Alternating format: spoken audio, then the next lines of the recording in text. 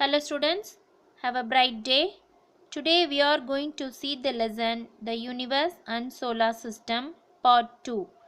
In previous session we learnt about solar system and the planets Mercury, Venus and Earth. From this session we will learn about the remaining planets, satellite, motions of the Earth and spheres of the Earth. Now let us see the other planets. Mars, the red planet. Mars is the fourth planet from the Sun and the second smallest planet in the solar system after Mercury. It is named after the Roman god of war. It appears red in color due to the presence of iron oxide on its surface. So it is often described as the red planet.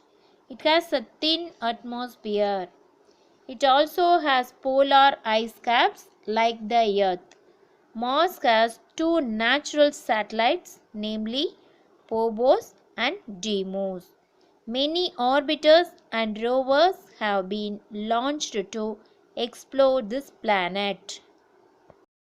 Next, Jupiter, the largest planet.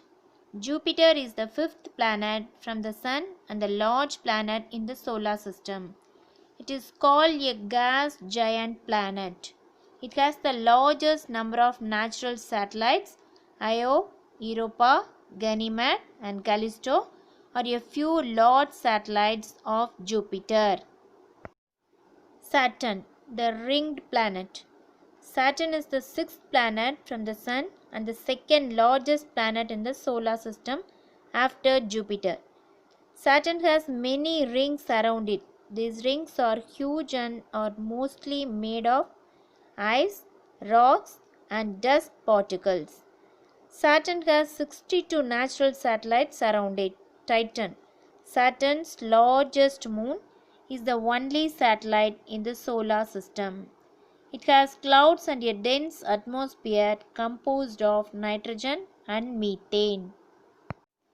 Uranus, the somersaulting planet.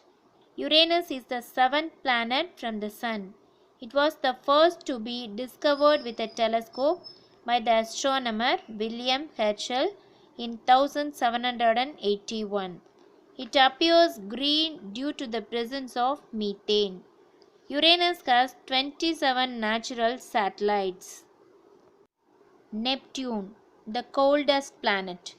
Neptune is the eighth and the furthest planet from the Sun.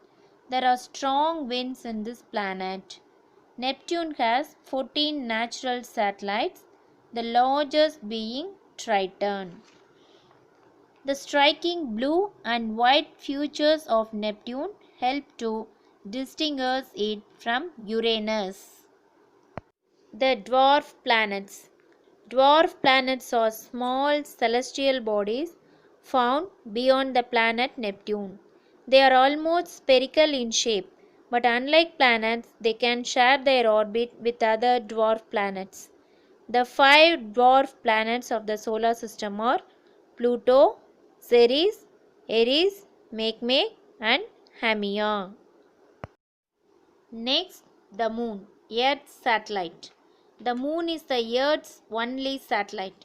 It revolves around the Earth once in every 27 days and 8 hours. The surface of the Moon is characterized by craters created by the impact of meteors. The size of the Moon is 1/4 of the Earth. The Moon is the only celestial body where humans have landed. Asteroids. Asteroids are small solid objects that move around the Sun. They are found as a belt between Mars and Jupiter. Comets.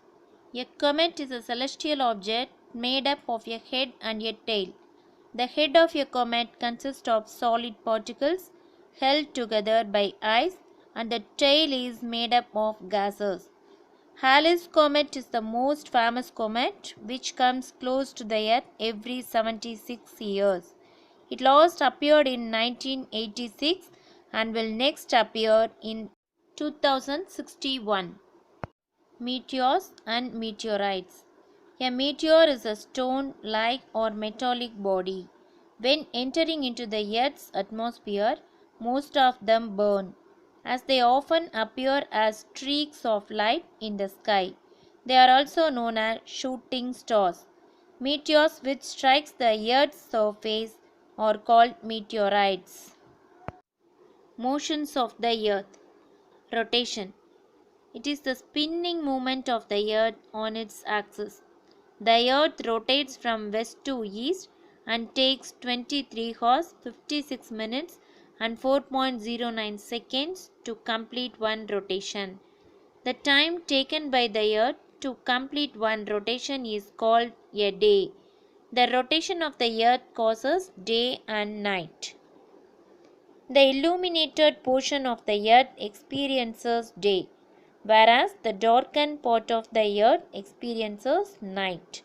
The line which divides the surface of the Earth into a lighted off and a dark off is called the terminator line. Revolution. It is the movement of the Earth around the Sun on its elliptical path. The Earth takes 365 quarter days to complete one revolution.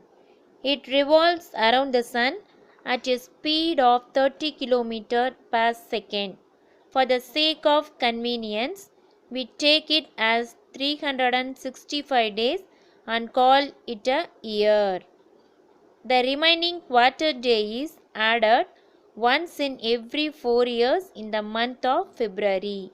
That's why February has 29 days once in 4 years. It is called a leap year. The northern hemisphere is inclined towards the sun for 6 months from 21st March to 23rd September, while the southern hemisphere is tilted away from the sun.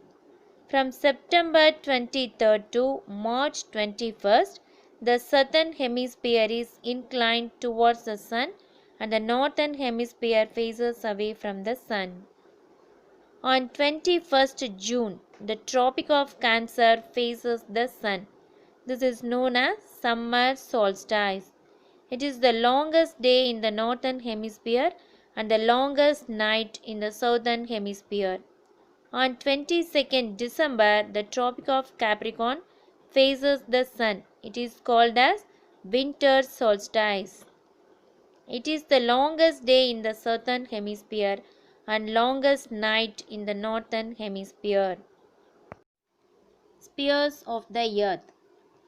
Let us see the various spheres of the earth. First one, lithosphere. The lithosphere is the land on which we live. It is the solid outer layer of the earth consisting of rocks and soil.